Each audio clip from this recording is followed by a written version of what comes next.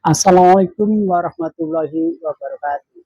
Jumpa lagi di jendela info jurnal PKSPD dengan tajuk dua alasan pokok Kejati Jabar bulan depan menetapkan tersangka dugaan kasus korupsi Tapera atau tunjangan perumahan DPRD Indramayu.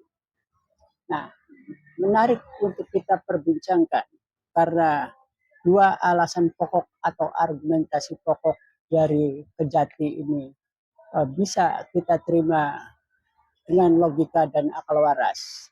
Lalu apa saja dua alasan pokok dari Kejati yang akan menetapkan tersangka pada bulan depan? Pertama adalah Kejati berargumen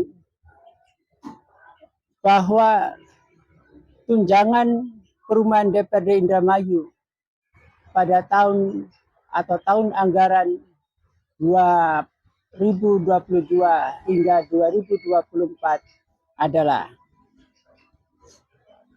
pertama adalah tanpa dasar hukum yang sah. Begitu argumentasi konkret dari Kejati. Kemudian alasan kedua, perhitungan tunjangan dilakukan dengan prosedur yang tidak sesuai dengan peraturan perundang-undangan. Kemudian yang ketiga, tidak memenuhi prinsip kehati-hatian dan akuntabilitas dalam pengelolaan keuangan negara. Nah, alasan pertama yang konkret itu yang kita bisa terima dan dengan logika dan akal waras, sehingga kemudian cukup jelas bahwa bulan depan akan ada tersangka pada kasus ini. Lalu argumentasi yang kedua yang mengatakan bahwa Kejati telah memeriksa 29 orang saksi dan itu semuanya telah diperiksa. Pemeriksaan saksi masih terus berjalan. Ini penjelasan dari Kasih Penkum Sri Nur Cahyani Wijaya yang dilansir oleh IDM Times.com Jabar pada tanggal 18 September 2025 yang bertepatan dengan Gapura unjuk rasa di depan Kejaksaan Tinggi Bandung. Nah, apa yang diperjuangkan Gapura tuntutannya masih konsisten, yaitu tokoh sentral yang dibidik. Kalau kita melihat spanduknya, baik itu demo di KPK maupun di Kejaksaan Agung maupun di Istana Negara, seperti yang pemirsa nanti lihat di cover konten ini, terbaca dengan jelas copot Wabub, tangkap dan adili Wabub. Nah, itulah tuntutan yang kemudian itu terus mengawal kasus ini di Kejaksaan Tinggi Bandung oleh Gapura dan kawan-kawan. Nah, dua alasan pokok yang konkret ini tentu kita sangat menarik karena 29 saksi telah diperiksa dan dengan sendirinya Kejati Bandung mungkin atas dasar hasil pemeriksaan dari 29 saksi, maka unsur tindak pidana korupsi untuk menjerat bakal ada tersangka atau akan menetapkan tersangka pada bulan depan itu bisa dipastikan konkret. Nah, soal kerugian negara, sebesar berapakah kerugian negara? Apakah seperti yang dilaporkan oleh Gapura 16,8 miliar karena itu hasil temuan BPK, ataukah Kejati akan menghitung ulang dan biasanya otoritas dalam perhitungan kerugian negara soal tindak pidana korupsi ada pada institusi BPKP atau BPK.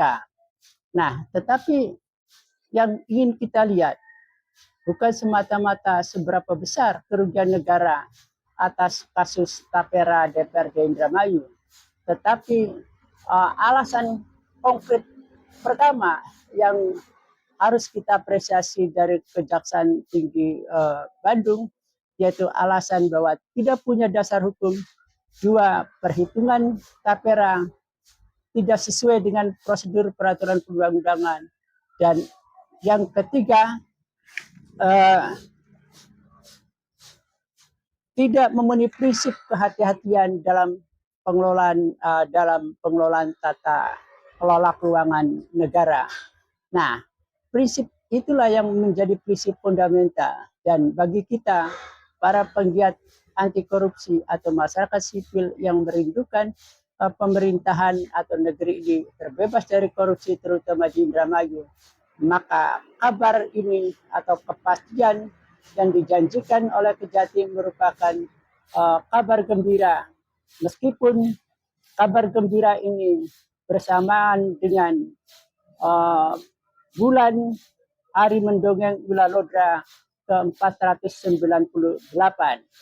Nah, jika fakta ini, maka sekaligus bahwa pada bulan Hari Mendongeng Wilalodra ke-489 sebagai kado pahit, tetapi satu sisi bagi masyarakat sipil yang merindukan tata kelola pemerintahan di daerah terbebas dari persoalan korupsian, ini tentu sangat menggembirakan dan menyenangkan.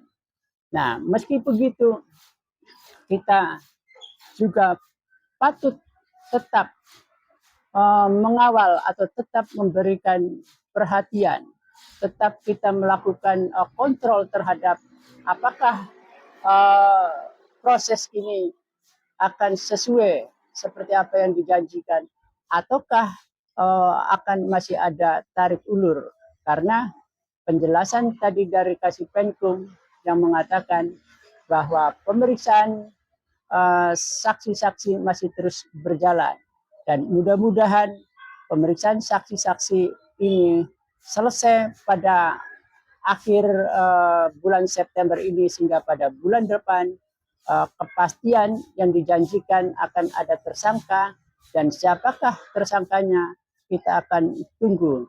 Tentu Kejati setelah melakukan pemeriksaan atau 29 saksi yang telah diperiksa, kemungkinannya merasa cukup bahwa unsur-unsur tindak pidana korupsi ditemukan, kemudian petunjuk-petunjuk alat bukti lainnya juga sudah dikumpulkan dengan cermat, sehingga apabila bulan depan dipastikan menetapkan tersangka untuk kasus dugaan korupsi Tapera menjadi konkret. Nah, pasalnya siapakah yang akan terjerat? Kalau kita melihat target atau tuntutan yang konsisten dari Gapura, maka tokoh sentral itu yang disebut-sebut tiada lain adalah yang kini menjadi wakil Bupati Haji Saifuddin SH.MH. Tetapi meskipun begitu, siapakah tersangka? Apakah tersangkanya tunggal atau kemudian ada tersangka lain? Maka itu otoritas Kejaksaan Tinggi Jabar. Untuk itu kita tetap harus mengapresiasi, kita tetap harus melakukan pengawasan atau mengawal terhadap jalannya proses hukum yang hampir pasti dikatakan bahwa bulan depan Kejati akan menetapkan tersangka kasus dugaan korupsi Tapera. Kita tunggu apa yang bakal terjadi bulan depan dan siapa saja yang bakal jadi tersangka, apakah tunggal atau apakah ada tersangka lain pada bulan Hari Mendongeng Wilalodra ke-498 sebagai kado pahit untuk masyarakat Indramayu di saat bergembira ria dengan Hari Mendongeng.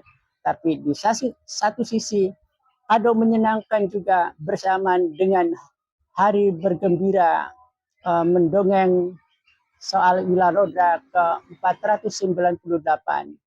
Semoga bulan depan menjadi fakta yang konkret, karena alasan-alasan Kejaksaan Tinggi pertama begitu konkret dan bisa diterima oleh logika dan akal waras.